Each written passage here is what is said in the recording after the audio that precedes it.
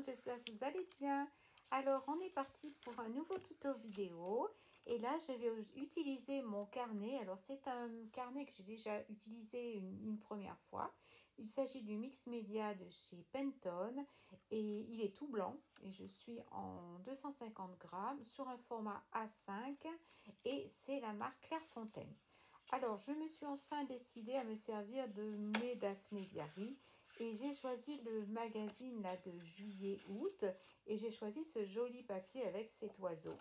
Voilà, pour faire une jolie et j'espère une jolie création. Donc là, c'est la première que je vous montre, c'est la première que j'ai fait. Donc vous avez un tuto sur celle-ci et je vais donc préparer ma page. Je commence à mettre des petites pinces de chaque côté. Je prends mon fameux papier et j'essaie de voir un petit peu comment je vais disposer les éléments. Alors j'ai fait mes repères un petit peu, je fais du découpage et par moment je coupe également avec le ciseau. J'ai gardé l'angle, vous voyez, je m'appuie sur l'angle pour l'instant et pour débuter c'est pas mal, c'est plus facile. Alors j'ai décidé de garder ce bel oiseau, donc c'est pareil, je vais prendre la mesure avec un petit crayon et je vais à la fois découper et à la fois déchirer ce papier. Et vous allez voir qu'après je vais encore faire autrement et je vais rester comme ça dans les deux angles. Dans un premier temps, j'en mets pas plus, voilà.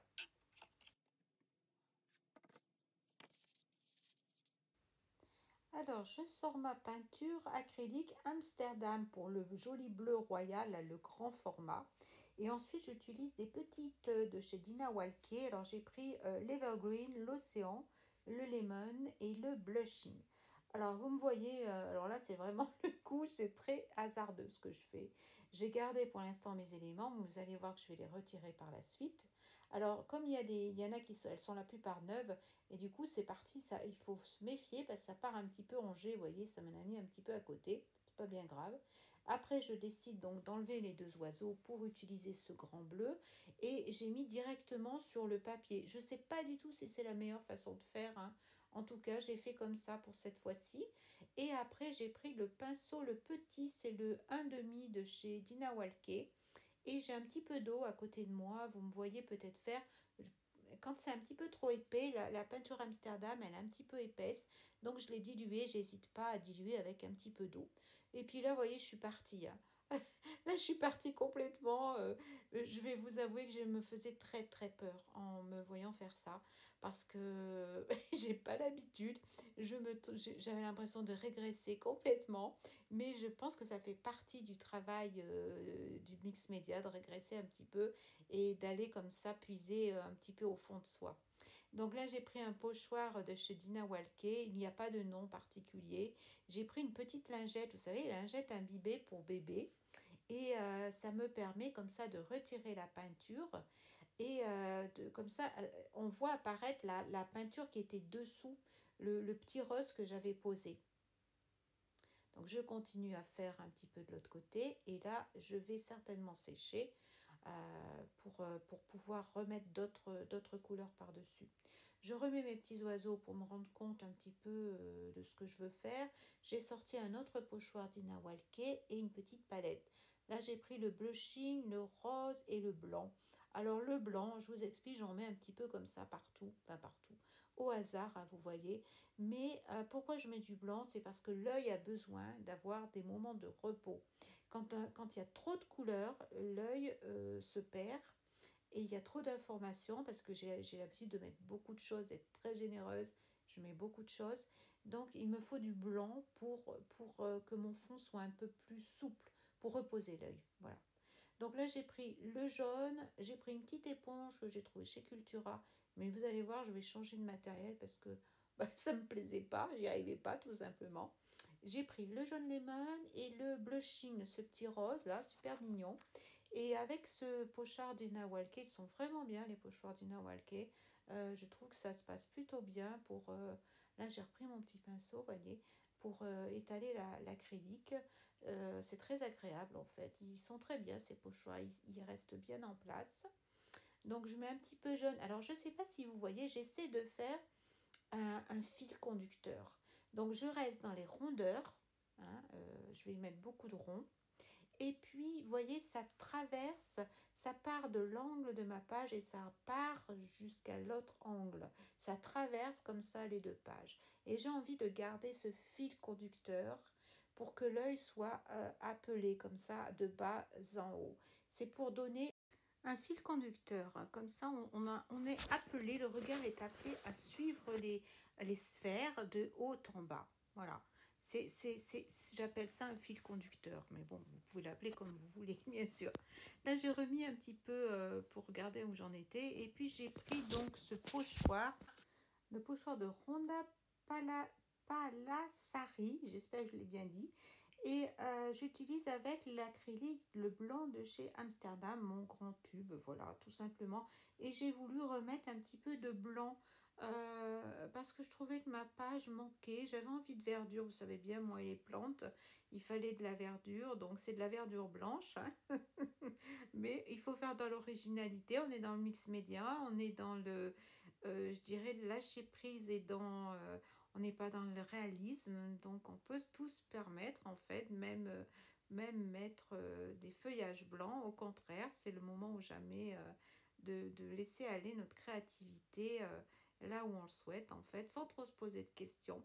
Donc là, je m'amuse à remettre un petit peu de blanc comme ça, et puis je viens sécher comme d'habitude à chaque fois. J'hésite pas à sécher aussi dessous parce que parfois ça passe, ça peut mettre de l'humidité. Alors ce petit pochoir, je l'ai eu d'occasion sur Vinted. Je pense que c'est un pochoir action. Et là, je vais me confectionner un petit peu de... J'ai pris le rose blushing avec un petit peu de blanc. Et je vais essayer de me faire un petit rose un peu poudré pour retrouver la couleur qu'il y a dans les fleurs. Vous voyez, on voit sur les oiseaux.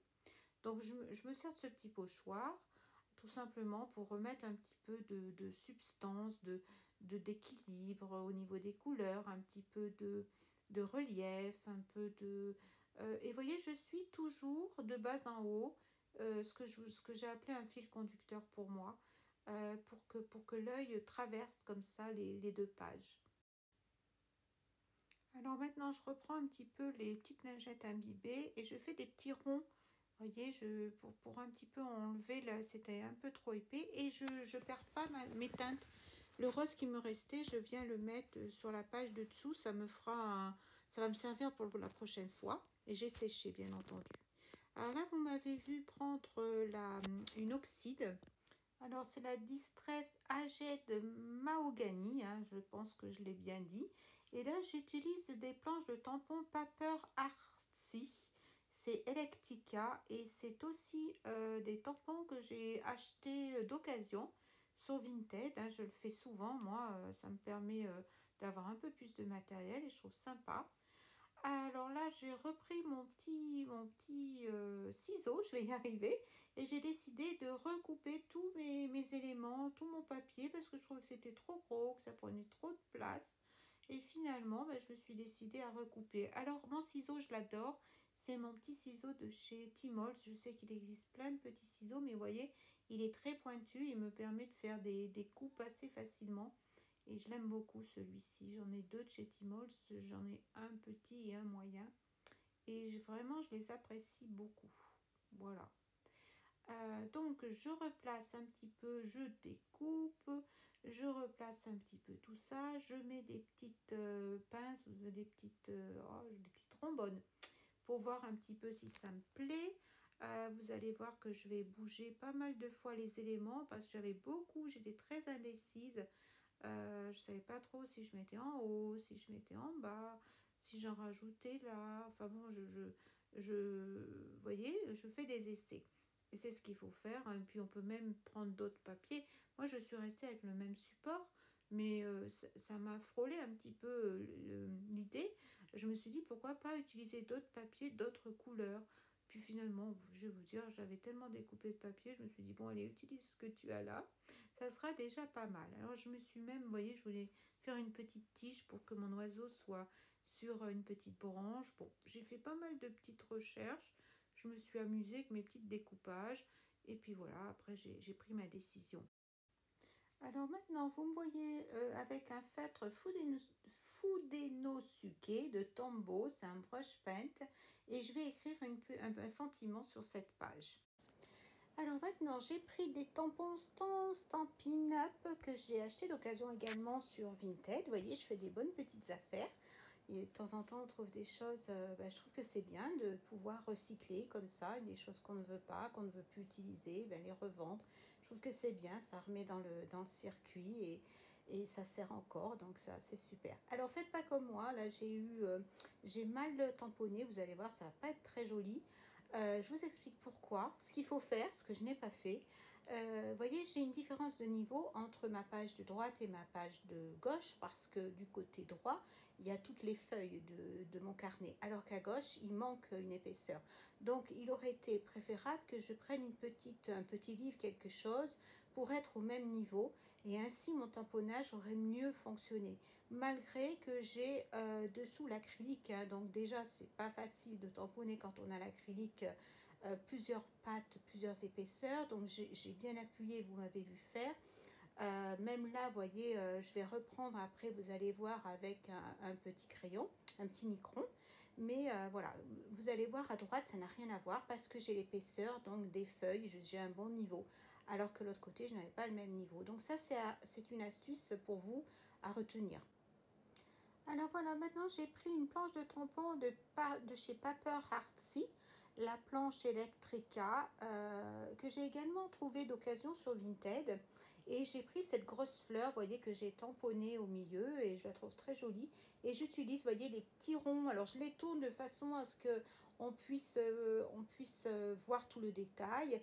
Et j'essaie toujours, vous voyez, ce même flux qui part de bas en haut, toujours, et qui traverse ma page comme ça, en diagonale. Voilà.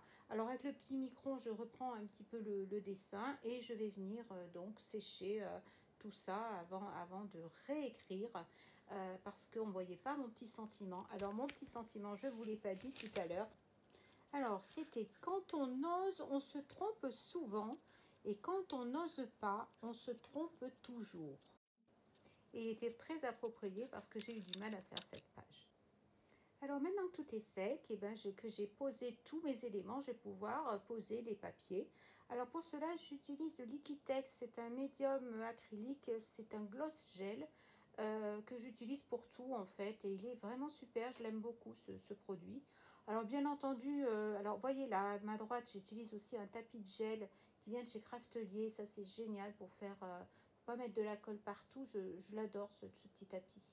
Alors ensuite, vous me voyez, j'ai pris un Posca blanc et là, j'ai pris le PC 3M parce que la mine est un petit peu plus épaisse pour reprendre un petit peu tous les éléments que j'avais, pour remettre un petit peu de blanc, vous voyez, dessiner les ailes, reprendre l'œil.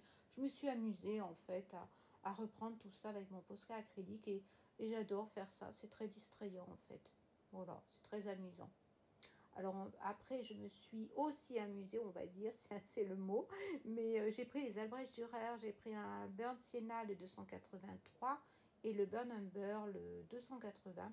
Et j'ai voulu poser des ombres, vous voyez. Et c'était pas terrible. Donc après, j'ai pris mes feutres Faber-Castell que vous voyez tout de suite. Il s'agit des Pit Artist, c'est les dual marqueurs. Alors ils ne sont pas aquarellables, hein. Vous voyez, j'utilise mon doigt. Pour mettre un petit peu plus de punch sur mon oiseau. Là. Je voulais qu'il ressorte un peu plus. Et puis, vous allez voir, je vais revenir après retravailler. Donc, alors, j'ai plusieurs couleurs. Enfin, j'ai plusieurs couleurs. J'en ai pas tant que ça.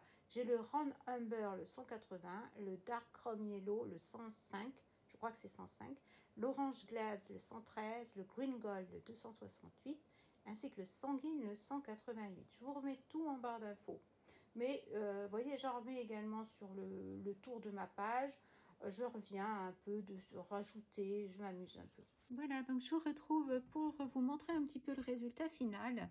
Alors, vous voyez, je suis assez contente. C'était difficile, je vous avoue. Je me rends compte que c'est pas si facile que ça de lâcher prise, comme on dit, parce que quand on part un petit peu à l'aveugle, et puis c'est un média à l'acrylique que je n'ai pas l'habitude d'utiliser.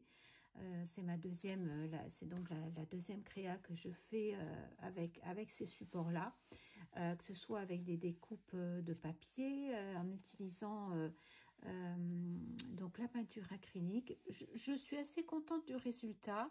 J'ai eu un petit peu de mal pour les tamponnages, pour la couleur, enfin pour l'écriture, hein, vous l'avez vu, parce que j'ai pas l'habitude d'écrire et je ne connais pas le lettering, donc c'est encore très hésitant tout ça, mais bon, c'est normal.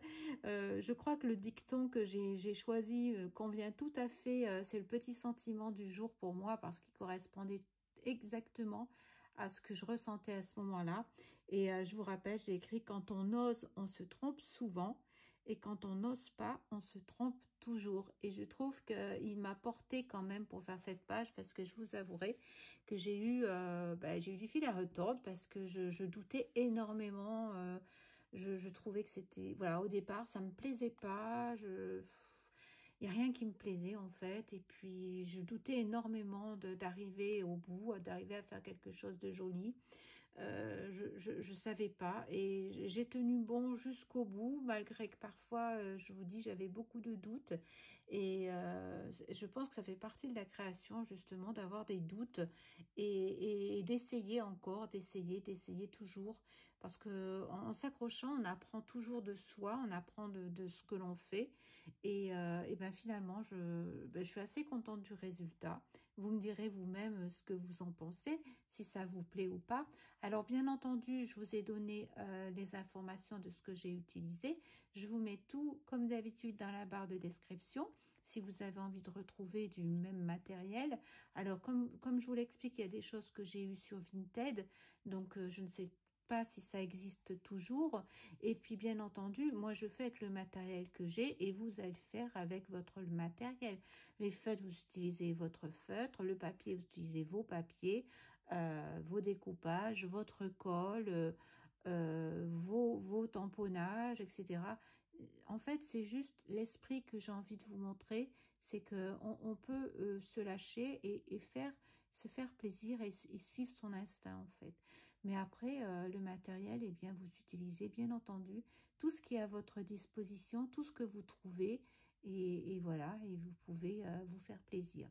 Voilà, c'est ce que je voulais vous dire pour la fin de ce tutoriel. J'espère que ça va vous plaire et que ça va vous donner envie de vous lancer vous aussi. Et puis, je vais vous souhaiter une très bonne fin de journée. Je vous dis à bientôt pour un autre tuto.